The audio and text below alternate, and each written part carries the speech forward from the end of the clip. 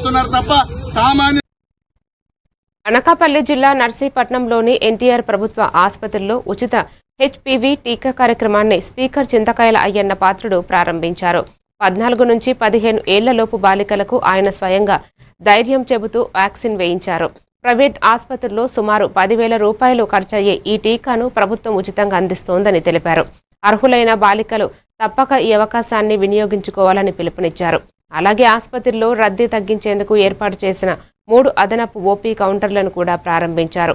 టీకా పంపిణీ సమయంలో బాలికల వయసు ఆధార్ ద్వారా నిర్ధారించడం, టీకా తర్వాత కొంతసేపు పర్యవేక్షణలో ఉంచాలని వైద్య సిబ్బందికి సూచించారు.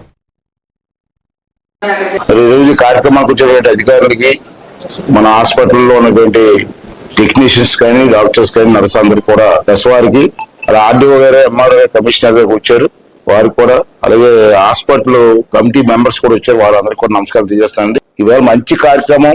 ఈ కార్యక్రమానికి నా చేతుల మీదుగా ప్రారంభించడం చాలా అదృష్టంగా భావిస్తున్నాను. ఎందుకంటే నా జీవితంలో రాజకీయంగా చాలా ఓపెనింగ్ చేశాను, చాలా శంకుస్థాపన కూడా చేశాను. కానీ ఈ కార్యక్రమానికి ఉన్నటువంటి ఆనందం నాకు ఎక్కడా లేదు. నిన్న మన వాళ్ళు వచ్చి నాకు చెప్పినప్పుడు డెఫినెట్ గా వస్తానని చెప్పడం జరిగింది.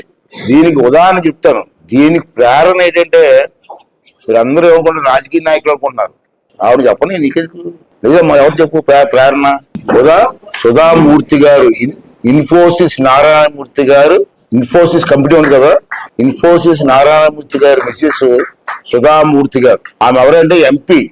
ఆవిడ రాజ్యసభలో ప్రమాణ స్వీకారం చేసిన తర్వాత మొట్టమొదటి స్పీచ్ ఇచ్చింది. ఆవిడ యాజ్ ఎ రాజ్యసభ మెంబర్ గా మొట్టమొదటి స్పీచ్ ఏమి ఇచ్చిందంటే దీని గురించి ఇచ్చింది.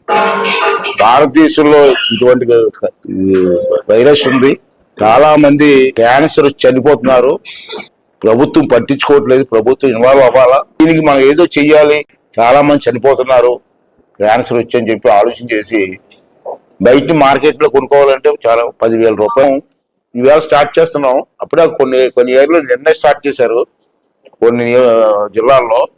మనం ఇప్పుడు స్టార్ట్ దృష్టిలో పెట్టి తీసుకొచ్చి ఇంత పెద్ద కార్యక్రమానికి పునాది వేసినట్టు సుధామూర్తి గారికి మనస్ఫూర్తిగా, ఆంధ్రప్రదేశ్ స్పీకర్ గా ఆమెకు మనస్ఫూర్తి